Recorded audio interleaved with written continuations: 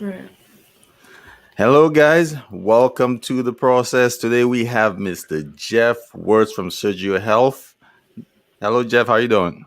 I'm good. Happy to be here. Thanks for having me. And we have Alessandra Nicholson from the Candray Institute, the best co-host on in SPD. Oh, I was like, where? Happy Wednesday, everyone. Thank you for Happy tuning Wednesday, in. guys. So we'll go into our intro. We'll be right back.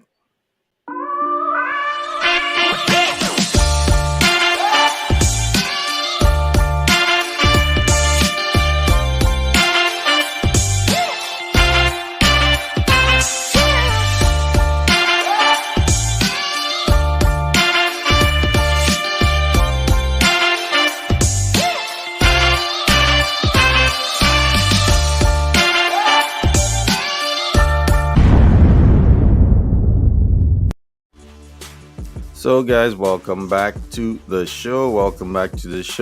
I know you guys have seen the little post we had about the show. Thank you for tuning in. Alessandra, let's get into it. Jeff, you ready? Let's do it. All right.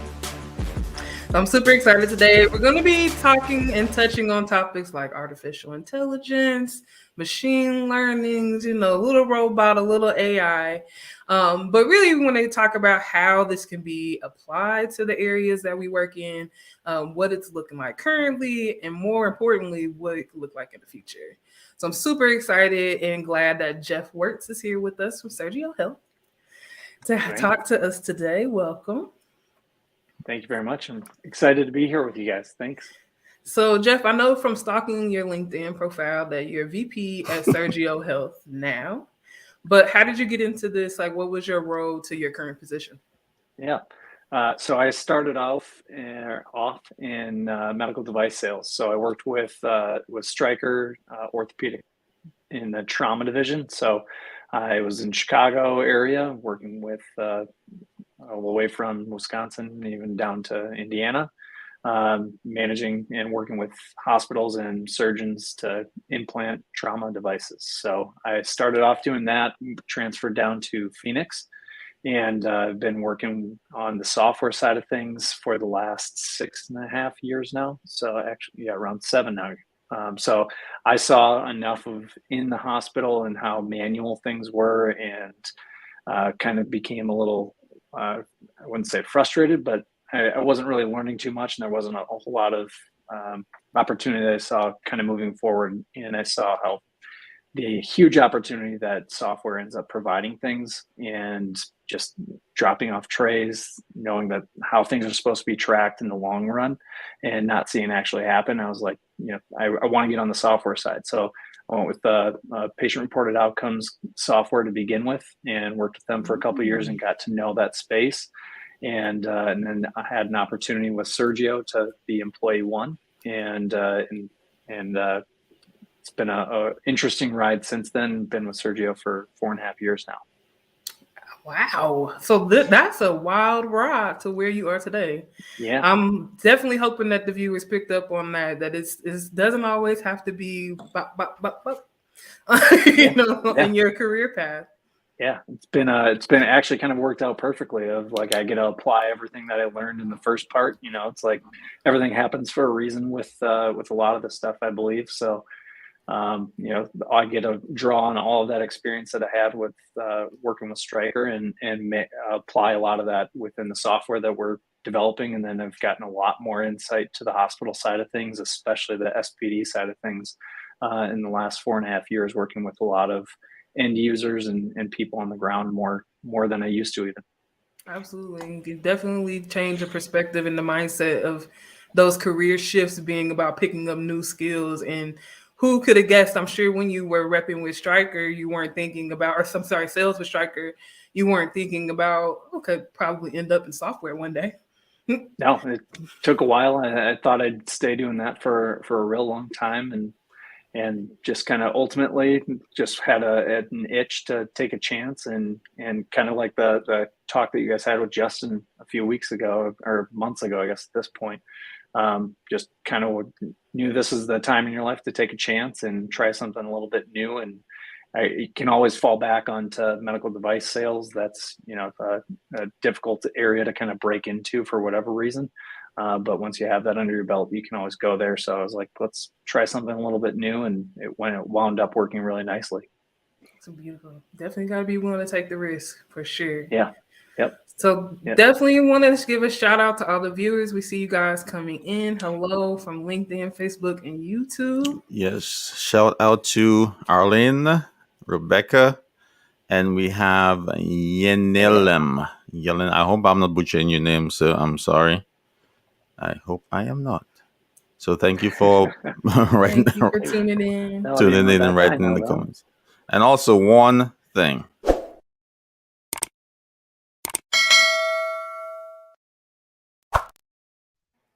Please like and subscribe to our YouTube channel, and also hit that notification bell so that you will be notified every time we have a new show or new content coming on our channel.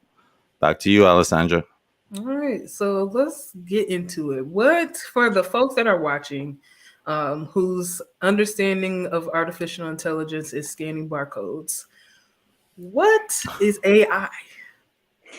Yeah, I mean, artificial intelligence is a lot more to unpack than I'm going to be able to give you on here. But the way I can kind of speak to how we're looking to apply it, and it's really, aggregating as much data as possible, obtaining as much data as possible and information from end users in a number of different formats. So from Sergio Health perspective, and what we're doing with Sergio Health, which is instrument tracking in the hospitals. Also with vendors. So we work with manufacturers, their distributors and the reps, what I used to do, and the hospitals. So we have clients in each one of those buckets, and our end goal is lining all those things up, collecting and sharing information from all those, and gaining insights that can make everyone more efficient with that. So that's the way that I look at the artificial intelligence is helping us identify patterns and kind of breakdowns that are kind of below our surface level of viewing, and helping the end users actually do things more efficiently, more safely, more cost effectively. Absolutely. That was a beautiful breakdown. And definitely, we were talking before the show about giving a deeper dive into this. And I think for myself, one of the things that I had to let go of in SPD around computers and data and tracking was just my ego of thinking that a human could always do it better, or that a robot was taking our jobs. And when I popped over to the Sergio Health website and took a look at the system, it really looked like something that could actually make the technician's job easier. Yeah. And that's what the purpose of it is supposed to be, right? So, I mean, like, look at your phones and how attached we are to all those things right now. But you also got to look back and think back in, the 90s when you had AOL and how challenging a lot of that ended up being. Like, think about surfing the web, even 15 years ago, and you couldn't do a lot of these things on your phone. It takes time and requires a lot of continued advancement and innovation and taking chances on different things. And that's really what we're trying to do in our space is help the end users actually get more for what they're doing in the computer. So, I think the reason that we got into the space in the first place, we were originally focusing with the manufacturers and the vendors when I first joined Sergio, because I saw all of the opportunity and inefficiencies on that side of things. And I was like, the manufacturers are going to be way ahead of healthcare on this, just knowing how far healthcare is behind. And the manufacturers spend, hundreds of millions of dollars a year in lost inventory. And so I was like, that'll be a great space to work on it in. But, realistically, they're all still making pretty good margins in doing things the way that have been status quo. But then we had an opportunity to work within the hospital system and actually start implementing from the hospitals out. So we had a great partner in being able to develop the software with end users, with everyone's perspectives, and bring more new technology in. And when we were evaluating whether or not to get into this space or not, we really took a hard look at all the different players in it, and for how many hospitals there are, how many SPDs there are. There's not a whole lot of options that hospitals have in doing this stuff. And when we looked at the actual functionality of the software, it's like, how is this not advanced to a different level in the 25 years that it's been out? It's all very server based, a lot of manual processes, a lot of clicks, but then also more importantly, not a lot of information coming from it. How do SPD leaders use the software that everyone's going through? There's a lot of clicking. People are scanning things to different places, but how is that making you better overall? And that's really been our end goal is make a really good, clean user interface that anyone can come in and get up using. You don't have to pull out a handbook for it. And then on the back side of things, when we can get users efficiently using the system and it helps them on their day-to-day process, then we can start getting even more insights, because you want to go in there because it's going to give you the right information, or how to navigate it to get to where you need to. So it's kind of, it's a process to get there, and it requires, people taking chances, getting started early. And that's really what we're trying to do with all this technology. So we've worked with RFID, we're working with, darvis on the machine vision and AI machine learning, so that we're trying to do this as rapidly as possible. And the more people that we get working with us and providing information, I think that's the way that we can advance a lot more rapidly. That was a lot. I don't want to have to talk that long again. It's a lot, cut me but off there, Deannard. It's very good stuff. And I think it's important too for all of us, especially when we're talking about SPDs, techs, managers, directors that are on the floor, to have a deeper understanding of how big of an umbrella this is. Because it's, like you said, it's not just one piece of software. You have these multiple partnerships with different, data or RFIDs or this machine learning now that you guys are bringing in, and it becomes an entirely different robot. It's almost like you're building this huge nuclear piece and they are too, and all this is coming together like Transformers. Yeah. A lot of different users to try to build into it and perspectives to take in. So that's really what we're trying to do, is get the right information to the right person when they need it. And, that's easier said than done, but I think that we've been, doing a really good job at rapidly making advancements in getting new functionality out there and trying to advance the industry to make things easier for SPD, because I think it's been, as you guys know, one of the most overlooked departments for whatever reason, which I would argue is probably because there's not a whole lot of data and information coming out of it. There's not a standardized productivity model. It's very difficult to measure those types of things. So that's what we're looking to really overcome is get that information into the hands of SPD leaders, so that can be shared up and higher up into the C-suite, so that you can convey everything that's being done. And that starts with the actual end users, using the system effectively. And that's really where, I think that a lot of places struggle, even if they have a system in there, the data's, not very useful and they're using it just for one or two trays. The more that we get robust reporting and information, actual information, it took me to work with a software company to figure out the difference between data and information. Like, data is just the numbers and dots in there, and the information is what you can understand from those numbers and dots. So we're trying to provide the information and insights that can help everyone work better, because I'm crap at Excel, but if you put a benchmarking and trends in front of me, I can kind of figure that stuff out. Right. So, Jeff, I like your responses so far. Very insightful. Throw me a curveball here. Very insightful. So, in a landscape where we have persons, the job market, persons living, new persons coming into jobs now. We have a staffing shortage in sterile processing. And the conception is usually AI will probably lead to less jobs within the sterile processing field or the sterile processing arena. So in the optimization of your process, which I think you guys are trying to create an ecosystem, right? That's involved in every bit of every part from the OR to instrument reprocessing, right? Yeah. So in that whole ecosystem, what's the overall end game that you guys are trying to get to? Are you putting human beings out of business, or are you trying to incorporate them into that ecosystem to make it a better tool? I would say that getting human beings out of SPD is nowhere close into the future. Like, you cannot get a robot to do the level of intricate cleaning and things like that are required in sterile processing. I mean, I'd say the technology curve is once it starts taking off, becomes more rapid over time. So, like, in healthcare in general, I think you guys probably aware is really far behind the rest of the normal business landscape.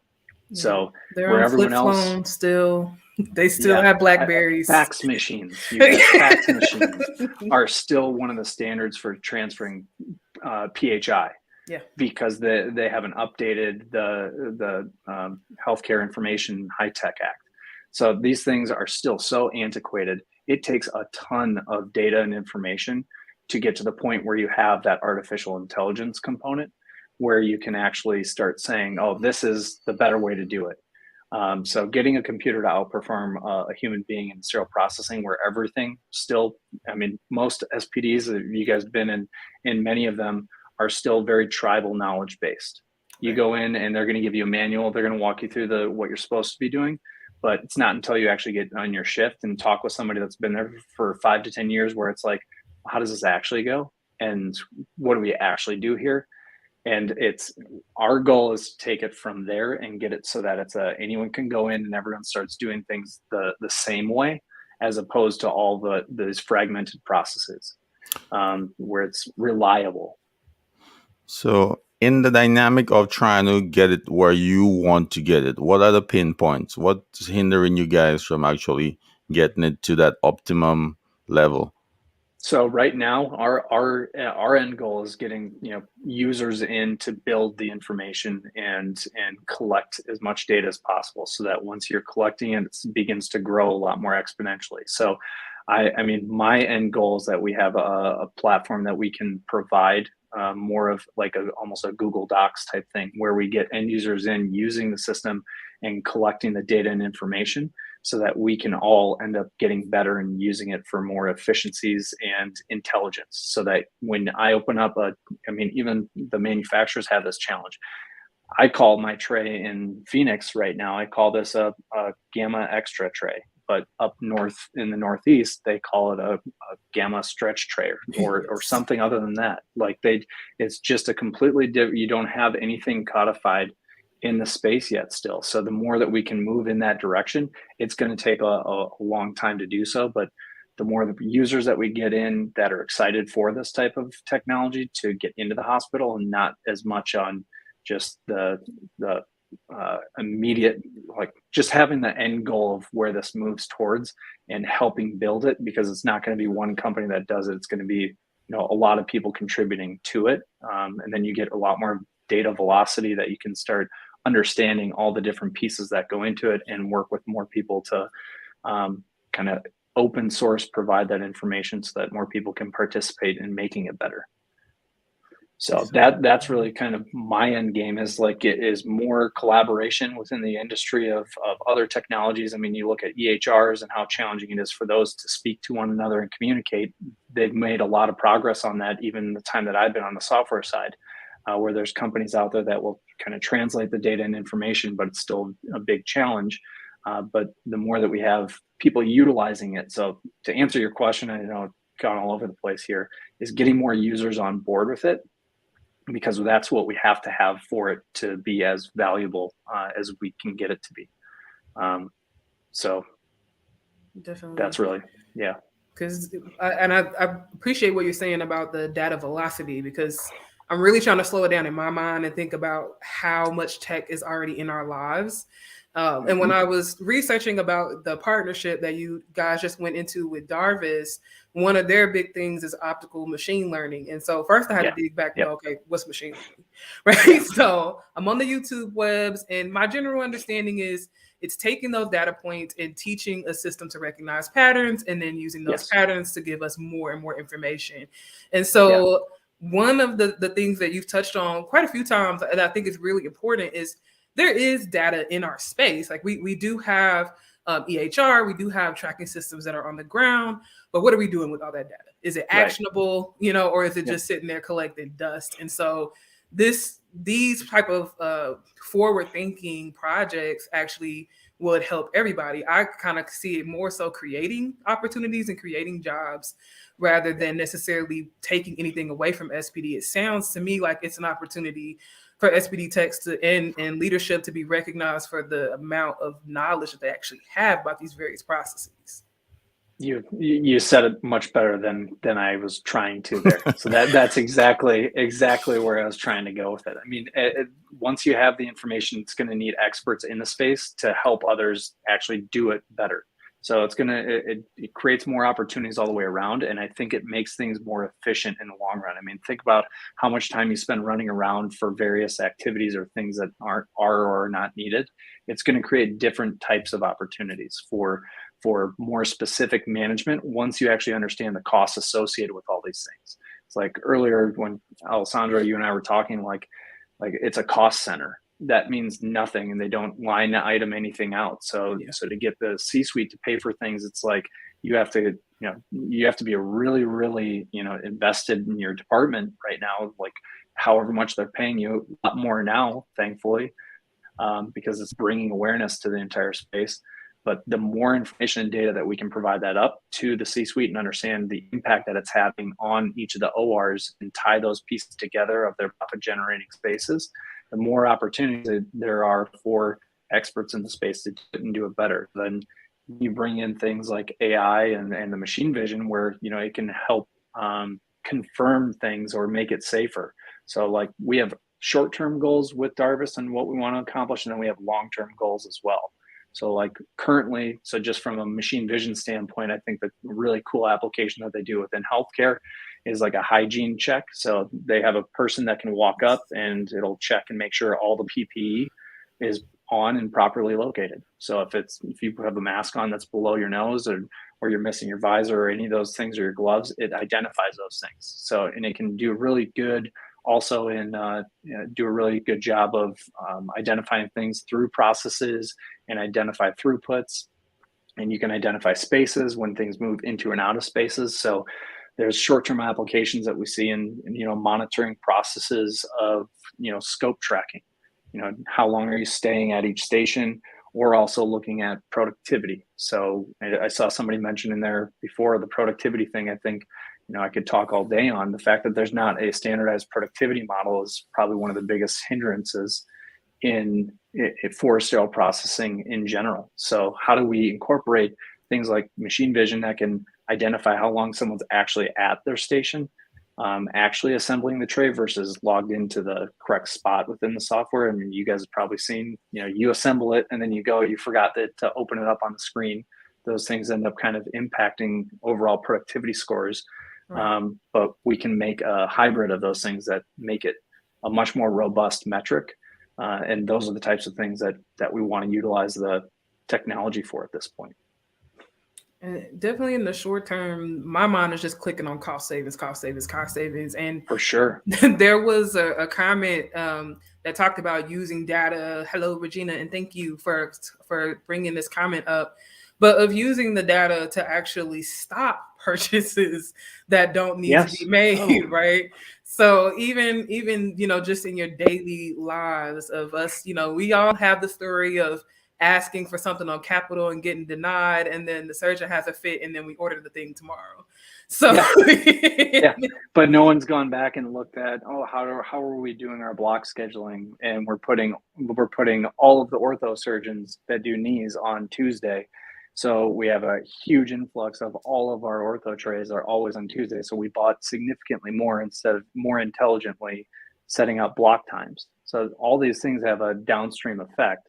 And when you're not measuring that, you don't think at that level. You just think, let's just buy more instrumentation. And now you're running out of space in your SPD and sterile storage. And this is going to be a whole, discussion that we're having next week with Beyond Clean is sterile storage. Like grocery stores manage their equipment and inventory significantly better than hospitals do. And hospital real estate is significantly more valuable than supermarket real estate. But no one wants to get down to that level in the space, it seems. Ooh, but Tio, we definitely gonna have to have you back on the show. I see that already. So Jeff, how micro can this system go? How micro can it go? How like for the machine vision? Yeah, does it go to the instrument level? Does it go to Yeah. So that's one of our long-term goals with this is identifying individual instruments and building a database of those. So that's where our partnership works out really good. Is our goal is getting more users in and helping the system learn all the instruments, because it takes a lot of data to learn it, and showing it from every single angle, all the different ways it's used, how many pieces also come apart from that. So it's going to take time to learn those things at that level. So that's a long-term stretch goal for us. And that's where we see, it took me to get into software to learn this too, like those CAPTCHA photos that you're doing to prove that you're not a bot or whatever. Those are helping computers learn what these images are and things like that. So what are these objects in there? So we're going to, one of our plans is to put into like an assembly. When you're going through assembly, is teach it an instrument, give it 5-10 seconds of showing the camera what it is, so that the computer's learning it, and it's continuing to find that information. And the more time that it's doing that type of annotation, the better off everything becomes, because the long-term goal for this is, identifying the instruments all over the place, is at the right place in the tray. And then up in the OR, you guys probably going to come up with more ideas than me, but like what's actually used out of that set. Right now, you have to have somebody standing there marking things off every single time, and it's a significant project to do things like that. Yeah. Well, if you have cameras out there, you can do that. You can start doing that more efficiently and also more safely, and you can make sure that nothing is left inside of a patient. So a lot of the mundane tasks that are taking up a lot of nursing time and scrub tech time gets a lot more efficient in the long run. But again, we have to start somewhere. So that's where my goal is, like, let's get people in using it, have that same vision, and move in that direction. But healthcare is so far behind in it, and then SPD, like we were saying earlier, is trailing behind everyone. Yeah. SPD is a redheaded stepchild of healthcare, and healthcare is lagging behind tech. It's easy to blame because there's not a lot of information coming from it. Like being the rep in the OR, it's really easy to say that SPD did this or that, because no one's up there to speak to it, and there's no data for them to confirm. Right. There's no data. Yep. And I want to highlight one thing you said about it capturing and being able to monitor mundane tasks, because while they are mundane, they are high impact if people aren't paying attention to them right. And if you just don't have the real estate in your brain for every little detail, and that could have huge implications for your patient or your bottom line. And that's exactly why SPD is such an interesting space for this application, because those mundane tasks are also the that's where you miss stuff when it's just repeated work that you're not thinking through, and you miss one thing, and there's huge impacts to it of shutting down the OR. And it's the biggest profit generator in the hospital, but no one wants to dig into how the engine's running. Ooh, not yet. And Jeff, all right, so I don't want to be the doom and gloom guy, but we've all seen those AI systems that help you. I know you spoke on the helping aspect, the efficiency that darvis will provide. So we've all seen those movies where it helps you out until it doesn't, and then it thinks on its own and gets in your way. So is there a possibility that darvis could become that? Go online, Skynet? Right, that's Skynet. I don't want to say it, but is it possible that when you're trying to create a process, and darvis is telling you, no, you can't do it, and you say, no, this is the right process? Do you think that's the possibility of that happening in the future? You have a sterile tray, you try and get it somewhere, and darvis is telling you it's not sterile, and you just put it through the process. So, Yeah. Walk me through that if that's a possibility.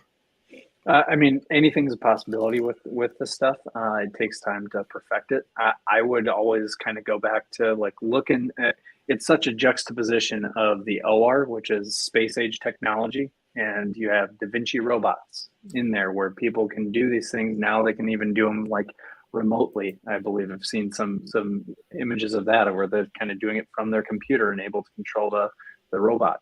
I mean, you look at that space and it takes time. It's going to be slow progress to get to that point of where people are comfortable with it.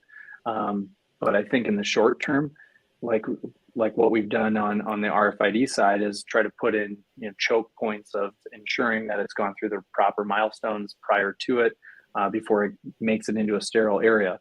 Are there errors in the alarms that have gone off? Absolutely, because that's the learning process. What did we miss in the process? What kind of nuance took place, and it's having the time and energy to dig into that and then refine it and then fix it again, refine it, and continue to make it better.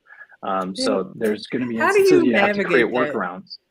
Because in my mind, I'm just imagining the phone call that you're getting from the OR front desk about the alarms that are tripping for no reason. Yeah. And that they aren't necessarily pleasant when they call. Yeah. So how do you navigate that? Because you are asking for these hospitals, these companies to partner with you on something that is a future visioning as well, right? Yeah. So they're coming into it, or I guess my question is, are they coming into it understanding that they're helping to build something new and that it's going to have kinks and there's going to be, some reverb? Or are they expecting that they're going to put that scanner up and no unsterile tray is ever going to cross that alarm? That's a great point. It's setting expectations early on. And that's where we had to learn that with our partner at the same time. It's like, we want to get here. It's going to take time. And having been through that process now, I've known like stretch these things out even further, because what the developers tell you is one thing, and then what's in reality is going to be probably a lot longer. So making sure that you're being forthright, and I think being honest in these situations of what's realistic, what's not, what are our goals, and making sure that they're aligned. So it's a lot of expectation setting with them, and then also. So like how we test it and things like that to answer that question, we can do a lot of it before you turn something on. So before we start sounding alarms, we obviously did a lot of testing within the application. So before we make an audible alarm go off, we want to be making sure that it's working effectively with our end users. So it takes some patience in that regard. We put somebody at the facility to continue to monitor it and identify how those things are working and dig into when we found errors in those, and then fix them and then replace them and then work with the clients and continue refining process. But once that they're up and running and identifying things, then it continues to get a little bit smoother. But it's process implementation. You guys know how challenging that can be, especially in SPD, where you have a lot of times a rotating door with different people. So there's definitely some more challenges to face, and we don't have a perfect, but I think that we've got a lot further than a lot of people thought that we would at this point. Well, absolutely. I mean, you guys, I just read about the dual source contract with Common Spirit, and then obviously this partnership with Darvis. So it sounds like the sky's the limit right now. Yeah, and we got a Premier contract too, and just got to plug these Premier contract, and we just got on the government contract as well. So we're eager to try to get as many people that are interested on and go through it. Jeff, I foresee some issues, not with Darvis. It seems like it's you guys are doing good work on that.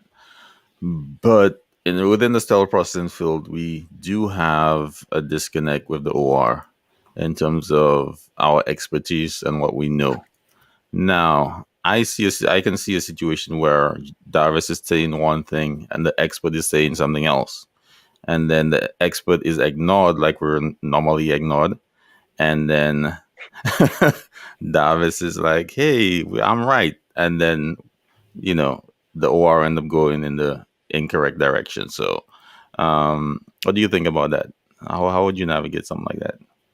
So I think like the way that we're approaching it from like Darvis standpoint and putting up like blockers is they have to be kind of soft blockers. I look at it more like bumpers like trying to steer the right direction and float the information up. But unfortunately, for how much lack of process there is currently, and all of the workarounds that end up happening because there's a patient on the table and something needs to go, and you have to allow for some of these things because that's how it ends up working. There has to be some nuance associated with it. So if do you have a specific example that you're thinking in your head, Deannard? Because I think Deannard just want to fight. He want to. I know. He want the like day where he walks up to the robot and the robot's like, "You don't pass." Right. The way that I present it with everyone on this is that I look at it as not a blocker in these senses. It's an assistant to you to ensure that the mundane tasks are taken. So it's a reminder. And then it's a verification. So if you're going to bypass this process, it's getting your, you processed it. And then, do you put in a comment as to why you're bypassing it? So we can put up little notifications or alerts that say, hey, this is happening. Why is it happening? Because then that's another learning opportunity. Any of these things that pop up should be continued to learn and build off of that so that we know the next time that something's happening. And then the more that it's being tracked, the more we can go to root cause of what that was that caused whatever issue you had to overcome. Good answer. I like that. Honestly, I like that. Yeah, I was gonna say honestly, from my perspective, it does. It seems like an assistant, in the most important way. Because if I can get, I even thought about hand washing and hand hygiene. If there was some type of camera or something there that's making sure I hit all the time, how is that hindered? How long it takes? Are we little stuff? Because this could actually factor and become some major elephant in the room that we were all walking around had it not been illuminated by this data. Right. So there was go ahead. So I think those are exact type of things that we look at as lead metrics. What can we start identifying that impact something downstream that is larger to that? So how do we accumulate enough lead metrics so that you SPD managers or anyone in the SPD can be tracking and monitoring that to know that they're on the right path? It's if you're working out how many days a week, it's going to make you healthier over time. If you're trying to lose weight or do any of those things, those are the lead metrics to it. So what are the lead metrics we can do within sterile processing that we can begin tracking and monitoring to improve the user usability and the adherence to the usability? So getting them to want to use it so that they can say, so that you can have competition within your SPD to be like, oh, we're trying to meet these lead metrics. That ends up at being a greater goal that you're accomplishing. And it's something that everyone can kind of build off of. And the cool part in SPD is that no one has any of this right now. So it's start creating it, and it goes to the career ladder thing that, you can challenge different leads and stuff to come up with, how do you think, what lead metric might you come up with that we can measure and see how this overall impacts, the surgical site infection, or how many flash sterilizations we're going to have to do, because that's unique to each facility. So, Jeff, can you give us a story of when darvis, when your system actually worked and stopped maybe contamination or an incorrect process, so that so our viewers could get a little example? Yeah, so from a darvis perspective, we're still building out some of these models and how we're going to be implementing it. So we're still going through a lot of the demonstrations of how it can be utilized from an instrument capacity to really show the use case of where it can go. And then one of our short-term ones is around the scope management is what we'd like to be implementing that in. We have a release for scope management functionality within Sergio. In Q2, I believe, is when we have that scheduled for release. So it's probably going to be working with a facility to implement that and begin learning. So it's not going to immediately start doing the stuff, but can we start tracking the productivity in that space? What type of little things that can we improve in the scope processing side of things, of whether that be because we know it's challenging to navigate the space with PPE on. And while you're cleaning a bunch of stuff, can we just hold the scope up to the camera and identify the number on there and pop up in the system and know which steps that you're on so it can check things off? So it's less person computer interaction, and it's like having your assistant there to just check things off along the way. So that's kind of one of our shorter term ones of what we'd like to do with that. On the RFID side, from what we have implemented and tested out, we have been able to identify when trays we did confirm that many of them were sterilized, but they didn't get documented, whether it be a missed scan, someone was going through it too fast, but it didn't end up in the sterilizer list. So we've had a number of those instances that came up when we were doing that. So from a tracking standpoint and JACO standpoint, catching those things, but ultimately, thankfully it doesn't happen that often at the hospital that we were at. But you guys know what happens at every single one. Someone accidentally grabs that tray and it ends up at the patient's space. So the more time that we get people using it and implementing it, the more opportunity that we have to stop those. And we got a question from the comment section about missing instruments. Does any of this software envision identifying missing instruments or talking through that data at all?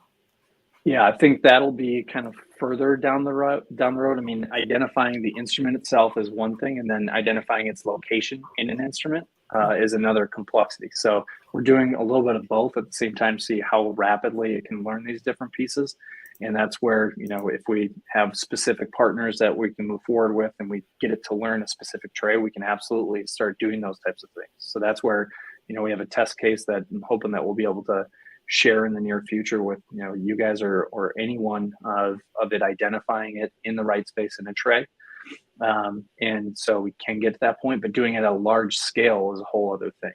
And so as it relates to lost instruments and things like that, for sure in managing a very specific set that has places like orthopedic sets, things like that, where they have it organized. But, I've seen some of those general trays out there that you guys have, and it's it's going to take a little bit of time to figure out how we can see through those popcorn bags and things like that. Definitely, because even especially now, there's so many products that are going inside of these containers that weren't there a few years ago. So it's not even just instrument identification. Is it going to understand this instrument bag or this chemical indicator, this tip protector? Yeah.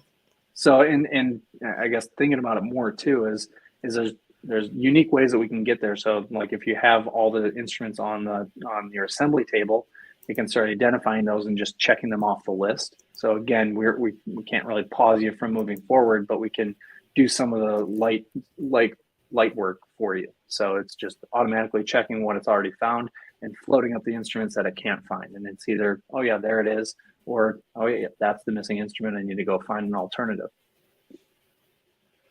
Awesome. And we got another question from the comments about the HSPA conference.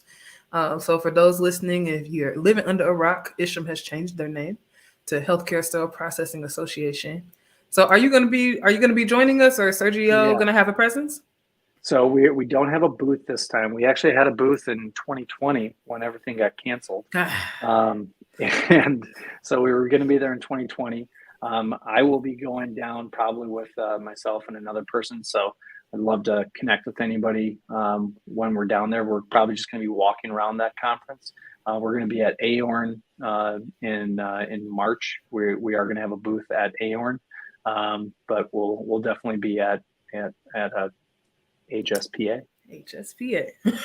I'm same thing. I got to do it each time. Got to be deliberate, thought through. But it is much easier than ISHM, because every time we do that one, I know the name ISHM, but I can't spell it for crap. I'm doing a great job. I got 3 of them certifications, and I still go, okay. And then we have one more question in the comments, was asking about the implementation and onboarding process. So it's a little bit backtracking, but what does that look like for facilities that are bringing in the system that you guys have on the market currently? Yeah. So every site is different when it comes to instrument tracking, right? So that it's a big undertaking, and it takes a lot of time and thought to work through that. What we're doing this year especially is really focusing on where can we make the most impact for the least amount of work for SPD managers and the hospital. And that's where we really see, everyone kind of universally has a challenge with managing vendors. And we have, I would say, obviously biased, the easiest implementation process for that. We don't put any of the work on the hospital. We can essentially go in, if you give us a list of your vendors, we implement that to your vendors, and it's built up from your vendors. And then all of that it's doing for the hospital, or all that the hospital has to do with it, is receive trays and check them into the process. So what you're already doing, but documenting everything from the vendor's perspective in. So it's getting you all of the data that SPD is currently missing in most facilities, which is, all of the issues that come in from the vendors, and vice versa. So I look at how we built that out is the immediate opportunity to show value and also give people kind of a taste of how Sergio works and the data that can be derived from it. So we have instant reporting from that comes out automated. And helps you better understand what the vendors are doing, and then have a data-driven approach to automation. So a lot of people just want to say, oh, we'll set it up so that the vendor's just notified every time. It doesn't work like that in real life. The vendors find out about it. Wait, what? Yeah. You don't mean there's just one person that calls all the vendors and keeps the communication tight? Yeah. And the surgeons always use the same thing every single time. Every time. So that's why surgeon preferences are so easy and already built out and managed really efficiently everywhere. You heard it here first. Glad you're picking up on the sarcasm. So and I know the SPD family is too. Like what? Yeah, no. Yep. So from an implementation standpoint, that's where we want to come in and prove that we are doing the right things. We can give you the information. We can walk you down a pathway to automation based on real data. But then also, opportunities for, okay, if you want to start trying to use the SPD instrument tracking platform, giving early access, things like that, so that you can go in and start building out trays. So implementing at a facility is completely dependent on what they're currently doing. Do they have any data around it? If they do, that is obviously ideal, but then it's closely working with them side by side on what is all the data. Is it clean? Because we want it as clean as possible going into that whole thing of actually implementing the software. So that's really unique at this point to each facility.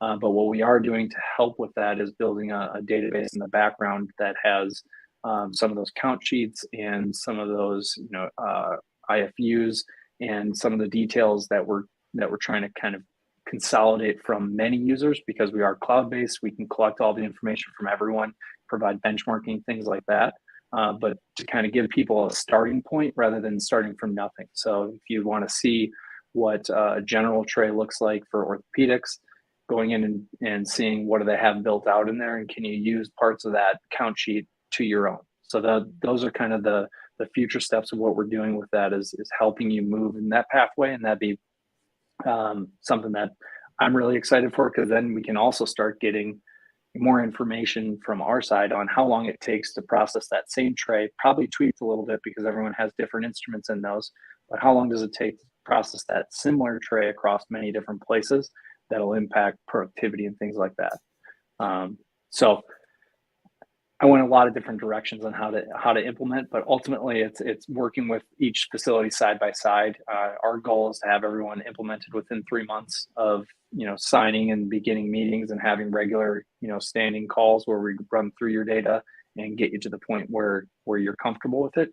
And then implementing is very easy. I mean, we're doing everything as much as possible in the software, so it's not handheld. The whole goal of the software is that they're actually using the freaking computer and not saying that the manual wasn't available so we didn't use it. Yes. So we do a lot of user navigation within the system, and then we also have another end goal of adding in education or competency type functionality at a certain point as well. So that's an area that we've been trying to beta test as well. And we try to work with a partner on doing that part, but it looks like we're going to have to bring that more of an in-house opportunity as well. So a lot of different areas. And I see the case studies question. So we do have a case study available if you want to message me directly, or I think it might be available on our website. If it isn't, it should damn well be. So we'll get it in there. Otherwise, feel free to contact me, Jay Wertz, jwertz@sergio.com, and I can hook you up with that. Awesome. All right. Yes, Sarah, the process will definitely be there. So we look forward to seeing everybody at HSPA. Are you guys doing podcasts there? Maybe. What kind of question is that? Maybe. That's a good idea. Might be some podcasts. There might be something going on. Who knows? Like there it. might be something going on now. It's too far in the future to predict. I'm not a machine learning AI device. Okay? We got to start somewhere, though. But you know one thing we got to do?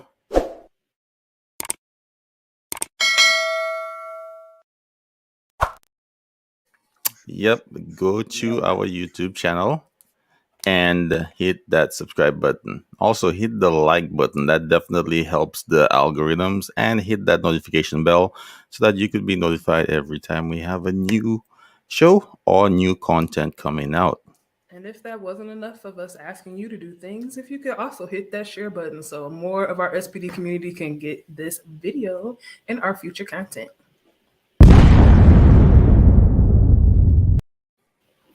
All right. So I definitely, one thing that's sticking in my mind about what you were saying about vendor management, especially in this system that you have with implementation, was I don't have to collect the data. I don't have to go write down all the trays and the instruments. You had me at hello. You get all of the actual adherence process specific to you guys, and we actually have a vendor reporting system. So actually getting, how I interact, because something drove me nuts as a rep, just to get on my soapbox here for a second. From a rep's perspective, you have no actual measurement for how I perform with my hospitals. So I have to use RepTrax or VendorMate or whatever system your facility has.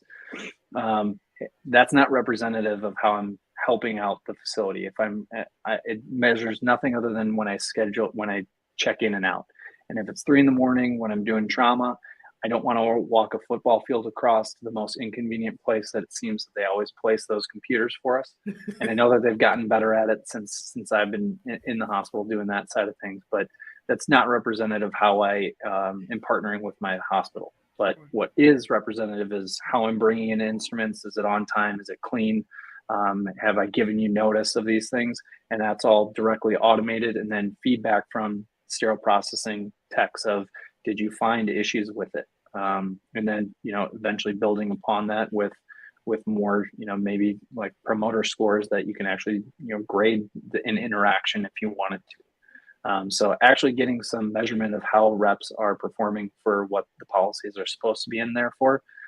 And that's a great thing for the reps that are adhering to it. And it's all benchmarked against their peers and easily accessible. So little things like that. And it's all realistically no work for your team. That's the key. Let's work. I like that. Yeah. No work for the team. Let them focus. I think, hold on. Man, how didn't I get more of those? You're moving too fast, Jeff. You just moved too fast. I told you, just cut me off. We don't have one yet where it's just left and right. But I think that piece about the tracking, especially with data for the reps, is so crucial, because right now, like you said, there really isn't a lot. And it's just kind of a black box, but it's this major piece to surgical services. Right. If the vendorless model worked, it would be everywhere right now, right? But the reps play a role, and I mean, I'm passionate about making sure that they have a functional, a service that provides them value in addition.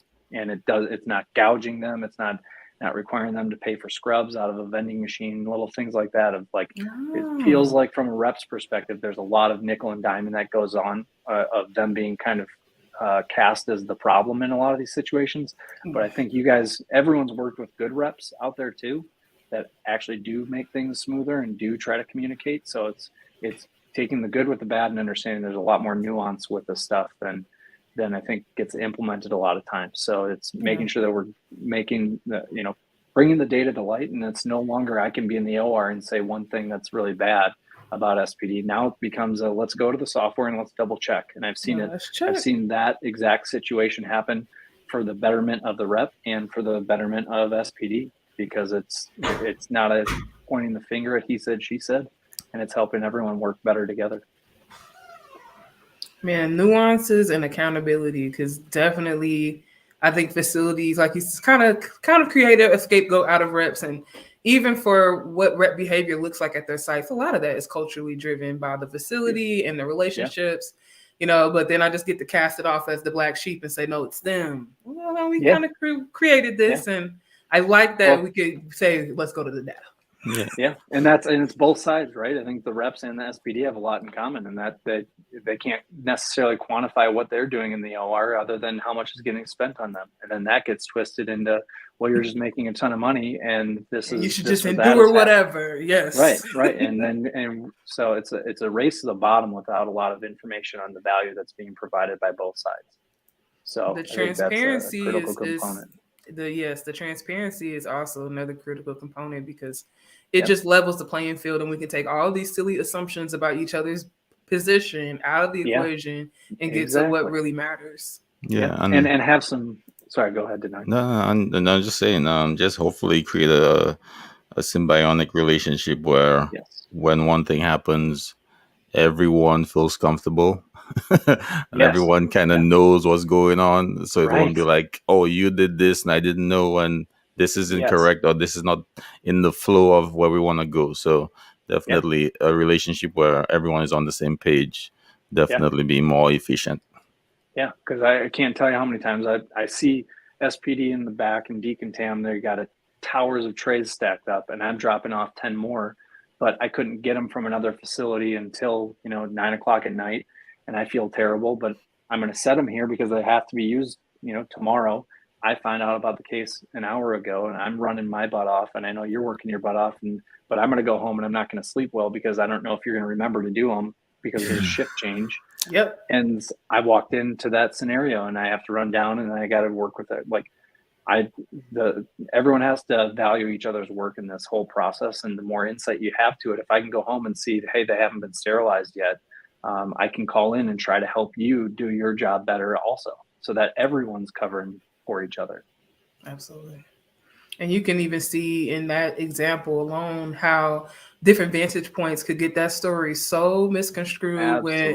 When the telephone system rings in the morning, here's the rep having this earnest conversation, probably broke all this down for the tech that they gave it off to, and the tech meant it. They were going to get it done. Right. But like you said, shift change. Now night shift is confused as to why everybody's yelling at them. And here we go again. Yeah. And that creates all the animosity. And then it also creates, poor policy too. Yeah. So like if we're going to start, charging for trays, or if we're going to put 72 hours in advance, that's costly and just sometimes unrealistic in a lot of senses. So how can we actually right size the information or get it more automated or reliable? Because I tell you, the reps are not trying to run in there last minute, because that's causing stress for them also, but when it does happen, and if it's a regular occurrence, then it is a problem. But I want to shout out Rebecca, because I saw a post that she made today, Rebecca Kinney, about the fact that, like, don't get it confused. This perfect picture that you see on the computer doesn't mean that I'm not a real human being in the background. We all have lives, so where we can just know that, yes, there's reps that want to get home to their families. There's folks that have worked crazy out. Everything is going on for everyone. So just removing all that nonsense and getting down to the brass tacks, I think is so, so critical. Yep. And then I think it was Sarah Cruz. Hello, fellow SPD nerd. Hi, Sarah. That mentioned us all just learning to speak the same language for the patient safety. I think that's my most exciting part about all of this conversation, is just hearing that there are systems that could create this standardization that we also desperately want and know that we need, but just cannot seem to figure out how to get it. Yeah, absolutely. And getting the right information from them too. So like it's translating the information as well. So that's just little things that we've tried to build in to the whole thing of, you guys probably seen it in the past, but just having a language for the OR of what they call the instrument versus what the manufacturer calls the instrument, so that you can communicate at the same level. So when they call down for a turkey claw, you know to go grab the. I always forget the actual name. Come on now. You guys got it. Somebody in the comments help them out. What's the turkey claw? And then a rec retract. So I definitely believe that specificity definitely helps, because you get those calls at times. We need a certain tree for a case.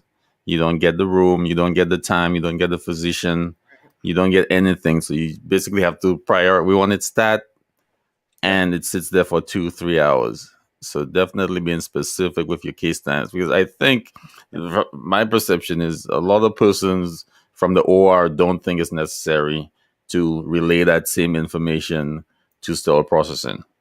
They think saying stat, that's it. We need it now. That's all you need to know. We need it now. That's it. Everything's an emergency. Nothing. Yeah. But if you tell me the time, the physician, and the maybe I could look up the schedule and see if it's pushed back, if it's canceled, if because there are a lot of smart persons in SPD who actually know those OR schedules by heart, and they know the tendencies of some of those physicians. So if he has a 1 p.m. stat, he's probably going to start at 2 or 1:30. He doesn't start on time. He has his office hours in the morning. What? He does. You're telling me that they're not starting on time? No, they're not starting on time all the time. So sometimes that's always SPD's fault. Always, I know, right? It's us. So sometimes you have those physicians. And trays. You have those physicians who have the office hours in the daytime. Their first case is not till 1 or 2. Now, all that you could, hey, Warren, and all that too, I have seen SPD technician supervisors factor all that in when we're processing items for the OR. So if we have the specifics, we could make a better judgment and decision in terms of getting those trays up in a timely manner. And see, I would agree with you before I started reading too much this morning, because, and this is where I had to take my ego out, because before I started doing all of this research, my thought process was nobody can figure this out better than me. I read the schedule every day. I print it off in the morning. I'm looking at it on my phone. I got this. But there is so much that we just assume that is not actually a fact. And I want to shout out, can't pronounce his last name, but Gene. He's out of UCSF. And one of the things that I saw him talk about in comment sections, and if you got, again, I tell you guys all the time, if you're not on LinkedIn, you need to get in that space. But we always say 3-hour turnover. 3-hour turnover. If you give it to me, it's going to take 3 hours. And what Gene came back and said is no, with the data and all of the research that we've run, that's actually more of a 9 to 12 hour window. So there may be even basics about what we do that we don't understand or know anymore just because we don't have the data. And we're going off of old assumptions and old research. Yeah, absolutely. Or just no research. There isn't a whole lot of just research. I feel like it usually takes. Man, Jeff, this is such an awesome conversation. Yeah, that's good. I definitely have one question that I didn't get to ask that I want to ask before we leave. Nobody's self-made. You talked about coming through multiple different fields before landing where you are now, doing AI with Sergio. But can you talk to us about a hero in your life, somebody that really helped shape who Jeff Wertz is today? Ooh, I'd have to go with my parents on that one.